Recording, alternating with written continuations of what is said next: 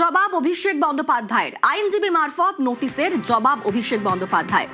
একাধিক সম্পত্তিতে বেআইনি নির্মাণের অভিযোগ, 7 দিনের মধ্যে উত্তর দেওয়ার নির্দেশ পুরসভার। এর আগে গত 22 মে অভিষেক বন্দ্যোপাধ্যায় কি বলেছিলেন শোনাবো। আপনার বাড়ির অবৈধ অংশ ভাঙার নির্দেশ দিয়েছে কলকাতা পুরসভা 7 দিনের মধ্যে। তারা এসব প্রশ্ন করছে কলকাতা পুরসভাকে জিজ্ঞেস করুন অবৈধ অংশটা কোথায়, এটা জিজ্ঞেস করে আসুন। আগে জিজ্ঞেস করে আসুন, তারপর আমার থেকে উত্তর নেবেন। আপনি স্পেসিফিক্যালি জিজ্ঞেস করুন কোন অবৈধ অংশ, যে অবৈধ অংশ মার্ক করে দেবে উত্তর আমার থেকে নিয়ে যাবেন। যাক, আমাদের সঙ্গে বিশ্বজিৎ রয়েছেন প্রতিনিধি। বিশ্বজিৎ, নোটিশের জবাব তো দিলেন অভিষেক বন্দ্যোপাধ্যায়, কিন্তু প্রয়োজন নথি তা কি দিলেন?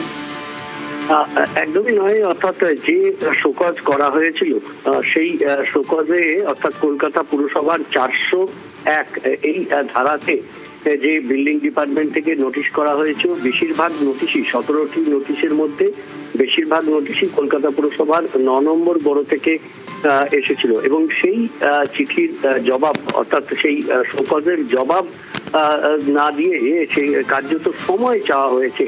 অর্থাৎ নির্ধারিত দিন অর্থাৎ 7 দিনের মধ্যেই সেই চিঠি গেছে অভিষেক বন্দ্যোপাধ্যায়ের তরফ থেকে। আমরা জানি যে 17টি প্রপার্টিতে এই নোটিশ দিয়েছিল তার কোনোটি অভিষেক বন্দ্যোপাধ্যায়ের কোম্পানি বা অভিষেক বন্দ্যোপাধ্যায়ের বাবা বা মা, অর্থাৎ অভিষেক বন্দ্যোপাধ্যায়ের সম্পর্কিত যে সমস্ত প্রপার্টি রয়েছে সেই 17টি প্রপার্টিতে কলকাতা পুরসভার যে শোকজ নোটিশ তার জবাবে সময় চেয়ে চিঠি পাঠিয়েছেন অভিষেক বন্দ্যোপাধ্যায়ের তরফে। সেই চিঠি কলকাতা পুরসভায় পৌঁছেছে বলেই সূত্রের খবর এবং সেখানে শুধুমাত্র সময় চাওয়া হয়েছে। অর্থাৎ সেই শোকজ নোটিশে যে ধরনের তথ্য অর্থাৎ বিল্ডিং প্ল্যান বা নকশা বা দলিল দস্তাবেজ এই যে সম্পর্কিত যে তথ্য সেই তথ্য না পাঠিয়ে শুধুমাত্র অভিষেক বন্দ্যোপাধ্যায়ের তরফে যে চিঠি পৌঁছেছে কলকাতা পুরসভায় সেখানে শুধুমাত্র সময় চাওয়া হয়েছে যে আরো কিছুদিন সময় দেওয়া হোক।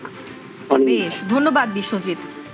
তিনি জবাব দিয়েছেন, তবে সেখানে সময় চেয়েছেন তিনি। প্রয়োজনীয় নথি দেননি অভিষেক বন্দ্যোপাধ্যায়।